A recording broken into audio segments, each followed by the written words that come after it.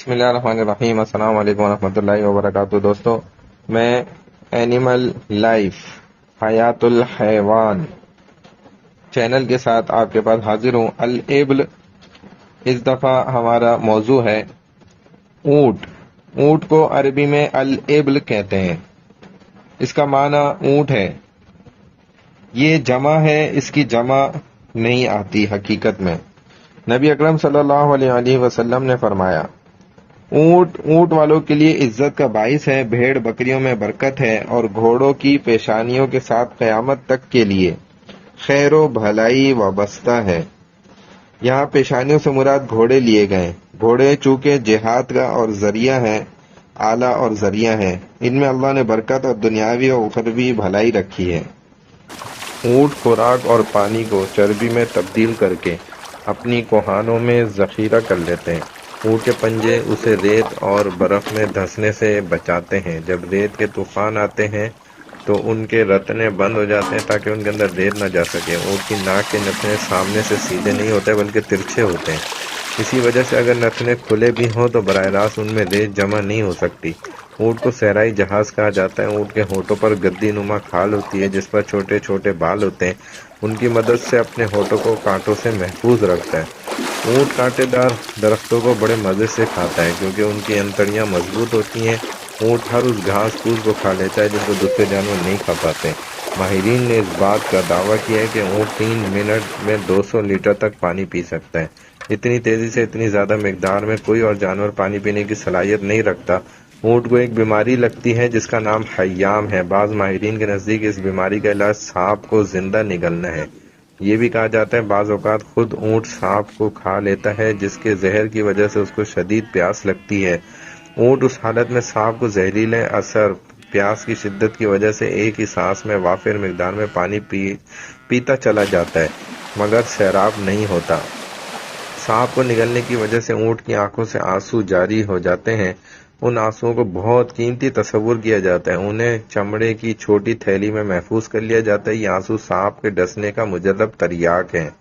ان آنسوؤں سے متعدد بیماریوں کے علاج اور زہر کا علاج بھی کیا جاتا ہے۔ اونٹ کی خصوصیات میں یہ بات بھی شامل ہے کہ یہ اپنی ماں کے ساتھ جفتی نہیں کرتا۔ اس پر حیات الحیوان میں ایک مشہور واقعہ بھی موجود ہے جو ہم آپ کو گزشتہ تھوڑی دیر پہلے بتا چکے ہیں کہ اس آدمی نے جب اس کے بچے سے جفتی کروا دی تو اونٹ نے اس کو اپنی نظر میں رکھا اور اس کو بعد میں مار ڈالا اور اپنے آپ کو بھی قتل کر ڈالا۔ یہاں تک کہ اس نوجوان اونٹ نے اس آدمی کو مار ڈالا اور پھر نوجوان اونٹ نے اپنے آپ کو بھی ہلاک کر دیا۔ اس کے علاوہ اونٹ کے بدن میں پتا نہیں ہوتا، شاید اسی لیے۔ حضرت وہاب کی روایت کردہ حدیث ہے، اونٹوں کو بنات اللیل بھی کہا جاتا ہے۔ اگر اونٹ 9 سال کا یا 4 سال کا جزع ہو گیا ہو تو دونوں جنسوں یعنی نر اور مادہ کے لیے لفظ بعیر استعمال کیا جاتا ہے۔ اس کی جمع ابعیرہ اور بعران آتی ہے۔ بوڑھی اونٹنی کو شارف کہتے ہیں جس کی جمع شرف آتی ہے۔ 2 کوہانوں والے اونٹ کو عوامل کہتے ہیں۔ اونٹ کے بڑے فوائد ہیں۔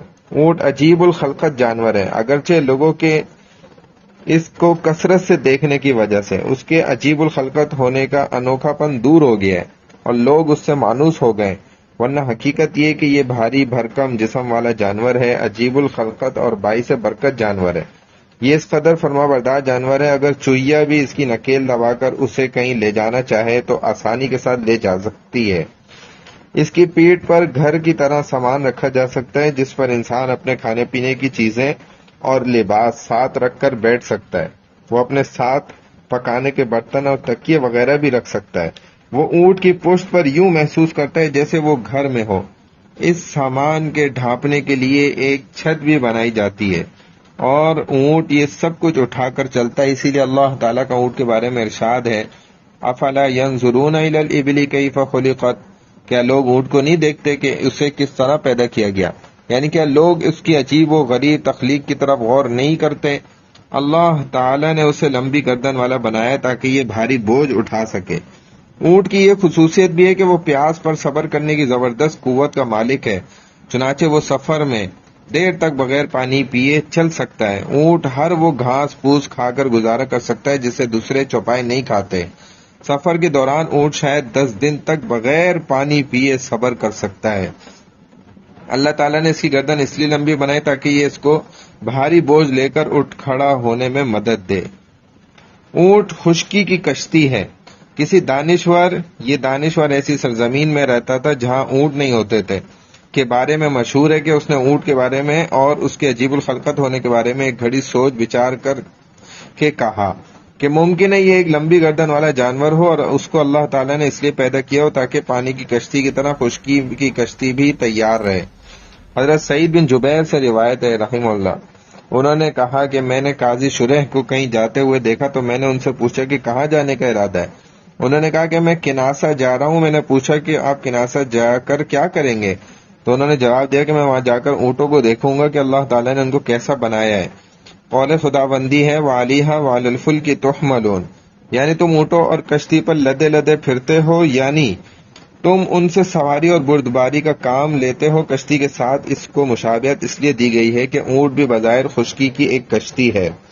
اونٹ کا حدیث شریف میں ذکر خیر، حدیث شریف میں ہے کہ یعنی اونٹ کو برا بھلا نہ کہو کیونکہ وہ خون کا پھایا اور شریف زادی کے لیے حق مہر ہے۔ مطلب یہ ہے کہ دیت میں اونٹ دے کر خون ریزی سے بچاؤ کی صورت پیدا ہو جاتی ہے اور قصاص میں قاتل کی جان بچ جاتی ہے۔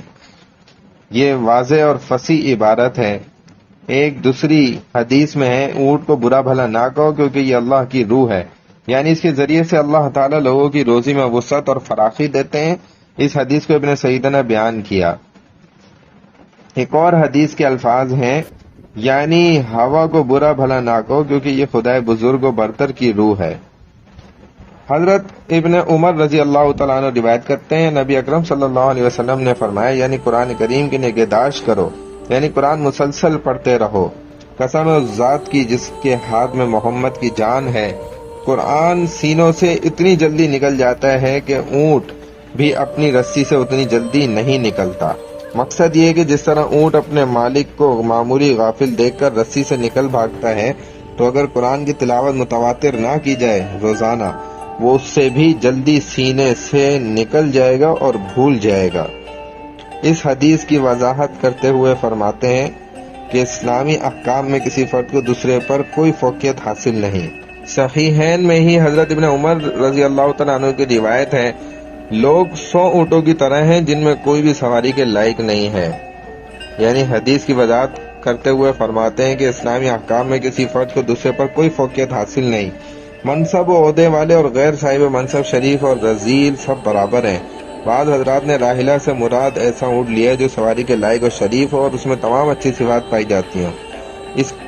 اس مفہوم کے پیش نظر حدیث کا مطلب یہ ہوا کہ لوگ ایسے اونٹوں کی مانند ہیں جن میں سے ایک بھی سواری کے قابل نہیں، یعنی تمام لوگ برابر ہیں، لیکن یہ مفہوم درست نہیں۔ صحیح مطلب یہ ہے کہ متقی، پرہیزگار اور فکر آخرت ہے رکھنے والے اشخاص نہ ہونے کے مانند ہیں، جیسے سواری کے قابل اونٹ کم ہیں۔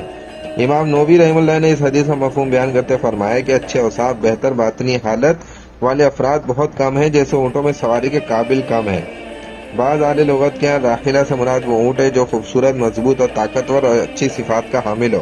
امام قرطبی اس مفہوم کو مد نظر رکھتے ہوئے فرماتے ہیں حدیث کا مفہوم یہ ہے کہ ایسا شخص جو دوسروں کی خوشی، غمی، دکھ، درد میں شریک ہو، لوگوں کا تعاون اور مدد کرے، خدمت خلق اور حقوق العباد کا خیال رکھنے والا ہو، معتدل مزاج اور سخی ہو، تقریباً اوناقہ ہے، یعنی کہ بہت ہی کم ہے۔ نبی کریم صلی اللہ علیہ وسلم نے فرمایا صاحب قرآن کی مثال بندھے ہوئے اونٹ کی سی ہے۔ اگر مالک اونٹ کی خبر گیری کرتا رہتا ہے تو وہ بندہ اور رکا رہتا ہے، اور اگر وہ اس کی خبر گیری سے غافل ہو جاتا ہے تو وہ چلا جاتا ہے۔ اسی طرح اگر قرآن پڑھنے والا رات دن قرآن کو پڑھتا رہتا ہے تو قرآن ان کے سینے میں محفوظ رہتا ہے، اور اگر وہ اسے نہ پڑھے اور یاد نہ کرے تو وہ اس کے سینے سے نکل جاتا ہے۔ اونٹ کی اقسام، اونٹ کی چند قسمیں ہیں۔ الارجیہ وہ اونٹ ہے جو بنو ارجب قبیلے کی طرح منسوب ہوتا ہے، یہ قبیلہ ہمدان کی ایک شاخ ہے۔ الشزقمیہ، یہ شزقم نام کا اونٹ نعمان بن منذر کے ایک عمدہ قسم کا اونٹ تھا، اس لیے ان کی نسلیں اسی کے نام کی طرح منسوب ہو گئیں۔ العیدیہ، یہ ان اونٹوں کو کہا جاتا ہے جو قبیلے بنو عید کی طرح منسوب ہوئے، اور یہ قبیلہ صاحب الکفایہ کے قول کے مطابق بنو ماہرہ کی فخذ شاخ ہے۔ المجدیہ یمنی اونٹوں کو کہا جاتا ہے جو عمدہ ہونے میں زیادہ مشہور ہیں۔ الشدینہ وہ اونٹ ہیں جو فحل یا بلد کی طرف منسوب ہیں۔ الماہریہ، ابن صلاح نے کہا کہ اونٹوں کی ان اقسام کو کہتے ہیں جو قبیلے کے باب مہرہ بن حیدان کی طرف منسوب ہے۔ انہی میں کے بعض جنگلی اونٹ ہوتے ہیں لیکن ان کو جنگلی اونٹ ہی کہتے ہیں، لیکن بعض لغویین نے کہا ہے کہ وہ قوم عاد اور قوم سمود کے بقایا اونٹوں کی نسلوں سے ہوتے ہیں۔ لیکن کچھ اونٹوں کے دوسرے نام بھی رکھ دیے جاتے ہیں، اور یہ صرف اس لیے کیا جاتا ہے کہ بعض اونٹوں میں مختلف قسم کے اوصاف پائے جاتے ہیں، اس لیے کچھ اچھے ہوتے ہیں اور کچھ برے۔ مثلا بعض اونٹوں کو العیس اس لیے کہتے ہیں کہ ان کے مزاج میں سختی یا شدت زیادہ ہوتی ہے۔ ایسے ہلکے پھلکے اونٹوں کو شملال، کام کرنے والوں کو یاملہ، جن کے مزاج میں سختی ہو تو ان کو وحنا، تیز رفتار اونٹ کو ناحیہ، دبلے اور چھریرے بدن والے کو اوجا، لمبے بدن والے کو شمردلہ، اور اچھی قسم کے اونٹوں کو ہیجان کہا جاتا ہے۔ یہ تمام اسما نام ان کے مزاج کے مطابق رکھے جاتے ہیں، اور وہ اونٹنیاں جن کے کوہان بڑے بڑے ہوتے ہیں ان کو کوما، دبلی اور چھریری اونٹنی کو حرف کہتے ہیں، اور کبھی لمبی گردن کی اونٹنی کو قودا اور تیز رفتار اونٹنی کو شملیل کہتے ہیں۔ حیران کن تحقیق ابو علی القالی رحمہ اللہ اور ابو سعید سے نقل کرتے ہیں کہ ابوہا و افوہا شاعر کی مراد یہ ہے کہ اس اونٹنی کے باپ اور بھائی دونوں شریف ہیں، لیکن بعض نے یہ بیان کیا ہے کہ ابوہا افوہا سے اسی طرح امہا و خالہا کا مطلب یہ ہے کہ باپ، بھائی، چچا اور ماموں، یہ چاروں نسبتیں ایک ہی اونٹ کے اندر پائی جاتی ہیں۔ شعر کیا ہے؟ اس اونٹنی کے باپ اور بھائی بدن کے ہلکے سفید اور نسل کے شریف ہیں، اور اس کے چچا اور ماموں بھی ہیں، اور ان کی گردنیں اونچی اور رفتار تیز ہے۔ ایک ہی اونٹ کے اندر پائی جانے والی اتنی ساری اقسام، اور اس قسم کا اونٹ عرب میں اعلیٰ قسم کا اونٹ سمجھا جاتا ہے۔ یہ نسبتیں یوں جمع ہو جائیں گی کہ نوجوان اونٹ جو اپنی ماں سے جفتی کرے اور بعد میں جو بچہ پیدا ہو تو یہ جفتی کرنے والا اونٹ پیدا شدہ بچے کا بھائی بھی ہو گیا، کیونکہ دونوں کی ماں ایک ہے۔ اسی طرح یہی ماں سے جفتی کرنے والا اونٹ جس پہلے باپ کا ہے، اس کی نسبت سے یہ اونٹ نئے پیدا ہونے والے بچے کا چچا بھی ہو گیا اور ماموں بھی، اس لیے کہ ماں سے جفتی کرنے والے اونٹ کے لیے بھائی ہونا پہلے ثابت کیا جا چکا ہے، لیکن ماموں ہونے میں کلام ہے۔ حیوانات کے ماہرین نے اپنی کتابوں میں لکھا ہے کہ جس وقت اونٹ غصے میں ہوتا ہے تو وہ کسی کو بھی خاطر میں نہیں لاتا۔ جس وقت اونٹ بد خلق ہو جاتا ہے، منہ سے جھاگ نکالنے لگتا ہے، بلبلانے لگتا ہے۔ اسی طرح غصے کی حالت میں اونٹ چارہ کم کھاتا ہے، شکشکا نکلتی ہے، اور شکشکا اونٹ کی اس سرخ کھال کو کہا جاتا ہے جس کو وہ اپنے پیٹ سے نکال کر پھونک مارتا ہے۔ اسی حالت میں اگر تم اس کی باچھ کو دیکھو تو پہچان میں نہیں آئے گا۔ لئیس رحم اللہ کہتے ہیں کہ یہ بات صرف عربی اونٹوں میں پائی جاتی ہے، لیکن یہ زیادہ صحیح نہیں ہے۔ حضرت علی رضی اللہ تعالیٰ عنہ نے فرمایا کہ خطابت اور تقاریر شیطان کی جھاگ ہیں۔ وہ آپ نے فصیح و بلیغ آدمی کو بڑھانے والے اونٹ سے تشبیہ دی اور اس کی زبان کو اونٹ کی جھاگ سے۔ ایک روایت میں ہے کہ فاطمہ بنت قیس سے روایت ہے کہ حضور صلی اللہ علیہ وسلم نے ان سے فرمایا تھا کہ حضرت معاویہ رضی اللہ عنہ فقیر اور محتاج ہیں، رہ گیا ابو جہم تو میں اس کے بڑبڑانے سے خوف محسوس کرتا ہوں۔ اونٹ کی عادات اور اس کی خصلتیں۔ اونٹ کی عادت یہ ہے کہ وہ سال بھر میں صرف ایک بار اونٹنی سے جفتی کرتا ہے، لیکن اس کی جفتی دیر پا ہوتی ہے اور وہ اس جفتی کے دوران بار بار انزال کرتا ہے، اس لیے جب وہ جفتی سے فارغ ہو جاتا ہے تو اس میں انتہائی کمزوری اور سستی پیدا ہو جاتی ہے۔ اونٹنی 3 سال میں صرف ایک بار حاملہ ہو پاتی ہے، اسی وجہ سے اونٹنی کو حقہ بھی کہہ دیتے ہیں، اس لیے کہ وہ حقے والی ہو جاتی ہے۔ حیوانات کے ماہرین نے اس بات پر صراحت کی ہے کہ اونٹ سب سے زیادہ بغض اور کینہ رکھنے والا جانور ہوتا ہے، لیکن اسی کے ساتھ ساتھ اس میں صبر و تحمل کی اور دوسروں پر حملہ کرنے کی صلاحیت بھی موجود ہوتی ہے، اور اسی صلاحیت کی بنا پر وہ صبر کرتا ہے۔ صاحب المنطق نے کہا ہے کہ اونٹ کی خصوصیات میں ایک خصوصیت یہ بھی کہ اپنی ماں پر جفتی کرنے کے لیے نہیں چڑھتا۔ مزید انہوں نے ایک واقعہ بھی نقل کیا کہ گزشتہ زمانے میں ایک آدمی نے یہ کیا کہ اونٹنی کو ایک کپڑے سے ڈھانپ دیا، پھر اس نے اس نوجوان بچے کو اس پر چھوڑ دیا تو وہ چڑھ گیا۔ جب اس بچے نے اپنی ماں کو پہچان لیا کہ یہی ماں ہے تو اس نے اپنے ذکر کو کاٹ ڈالا۔ پھر وہ نوجوان اونٹ سے اس آدمی سے بغض رکھنے لگا، یہاں تک کہ ایک دن اس اونٹ نے موقع پا کر آدمی کو موت کے گھاٹ اتار دیا، پھر اس نے اپنے آپ کو بھی ہلاک کر ڈالا۔ اونٹ ایسا جانور ہے جس کے پتا نہیں ہوتا، شاید یہی وجہ ہے کہ اس میں صبر کرنے کا مادہ بہت زیادہ ہے۔ اس کے اندر اطاعت و فرما برداری کا جذبہ انتہائی درجے میں موجود ہوتا ہے۔ اونٹ کی کنیت ابو ایوب ہے، لیکن اس کے جگر میں ایک ایسی چیز پائی جاتی ہے جو پتے کے مانند ہوتی ہے۔ غالباً وہ ایک قسم کی کھال ہے جس میں لعاب لگا ہوا ہوتا ہے اور اس کھال کی خصوصیت یہ ہے کہ اگر اس کا سرما آنکھوں میں استعمال کیا جائے تو پرانے سے پرانے پھولے کو بھی نفع پہنچتا ہے اور وہ درست ہو جاتا ہے۔ اونٹ میں خاص بات یہ ہے کہ وہ کانٹے دار درختوں کو بھی مزے لے لے کر کھا جاتا ہے، اسی سے اس کے ہضم کرنے میں کسی قسم کی کوئی دقت پیش نہیں آتی۔ اس کی وجہ یہ ہے کہ اس کی انتڑیاں اتنی مضبوط ہوتی ہیں کہ ان کو کانٹے دار چیز کے ہضم کرنے میں کوئی پریشانی نہیں ہوتی۔ لیکن اسی کے ساتھ ساتھ ایک عجیب بات یہ بھی ہے کہ اونٹ کو جو بڑی مشکل سے ہضم کر پاتا ہے جو کو، اور اہل عرب میں تعجب خیز بات یہ دیکھی ہے کہ جب کسی اونٹ کو خارش ہو جاتی ہے تو وہ دوسرے اونٹ جو خارش زدہ نہیں ہیں ان کو بھی داغ دیتے ہیں تاکہ مرض متعدی نہ ہو جائے۔ مجھے کسی انسان کی غلطی برانگیختہ کرتی ہے تو میں غلطی کرنے والے کو چھوڑ دیتا ہوں اور انتقام دوسرے سے لیتا ہوں۔ ایسی خارشی اونٹ کی وجہ سے غیر خارشی اونٹوں کو صحت مندی کے باوجود داغ دیا جاتا ہے۔ یہی مفہوم کسی اور نے یوں ادا کیا ہے: گناہ دوسرے نے کیا اور سزا مجھے دی گئی، گویا جرائم پیشہ لوگوں کے اشارے پر مجھے نشانہ بنا لیا جاتا ہے۔ لیکن ابو عبید القاسم بن سلام نے اس کا انکار کیا ہے۔ نیز اہل علم کے ایک طبقے نے ایک روایت نقل کی ہے۔ ابو ہریرہ رضی اللہ تعالیٰ عنہ کہتے ہیں کہ بنو فزارہ کا ایک فرد رسول اللہ صلی اللہ علیہ وسلم کی خدمت میں حاضر ہوا اور عرض کیا کہ میری بیوی نے ایسا بچہ جنا ہے جس کا رنگ کالا ہے۔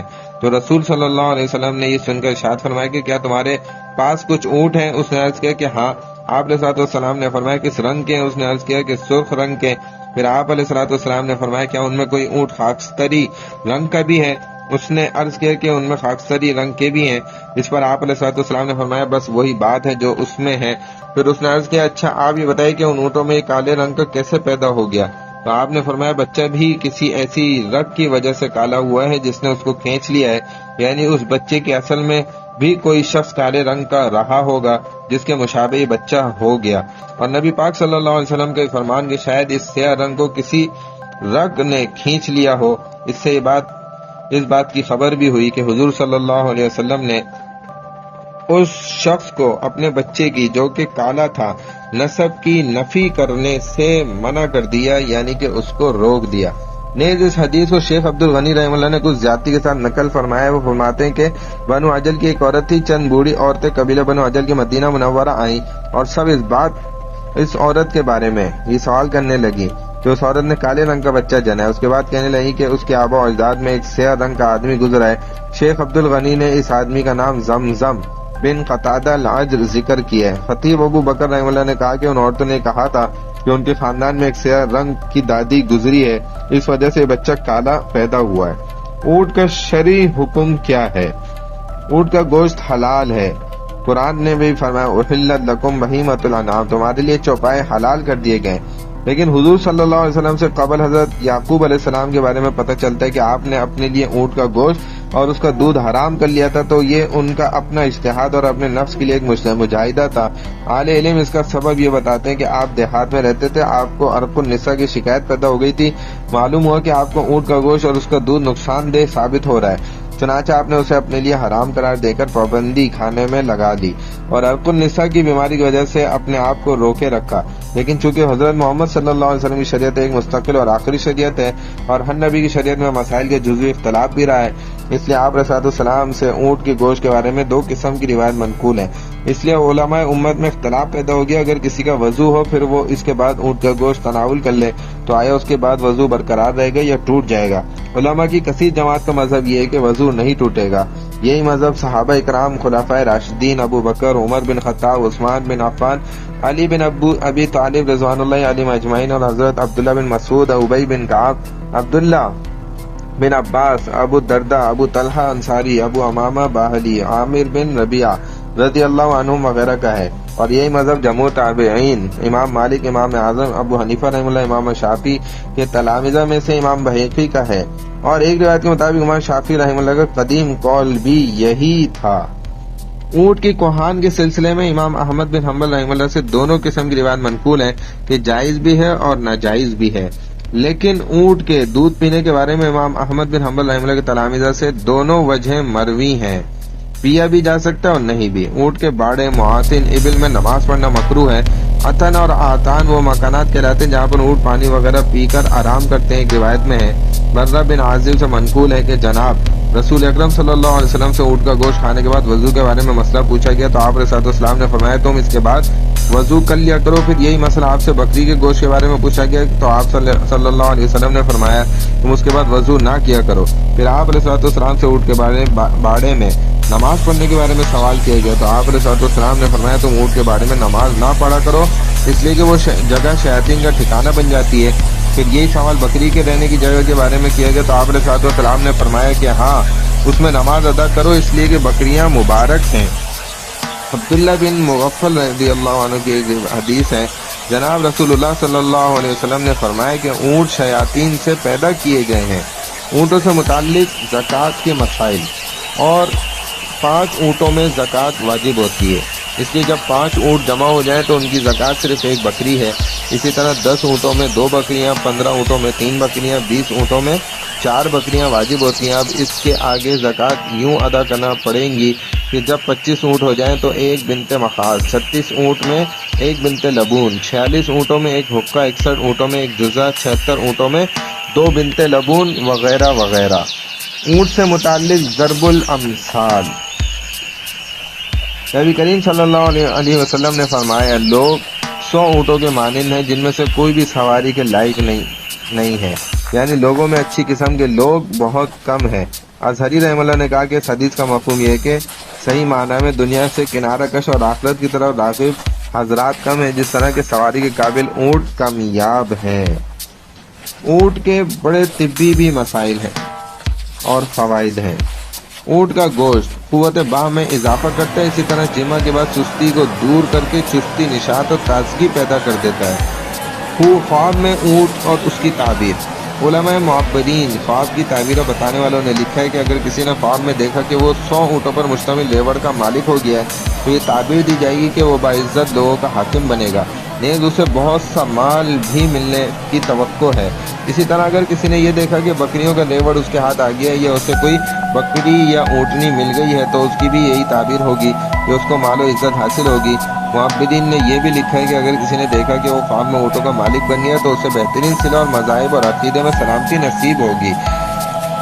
قرآن میں ارشاد ہے کیا وہ اونٹوں میں غور و فکر نہیں کرتے کہ وہ کس طرح عجیب و غریب انداز میں پیدا کیے گئے ہیں؟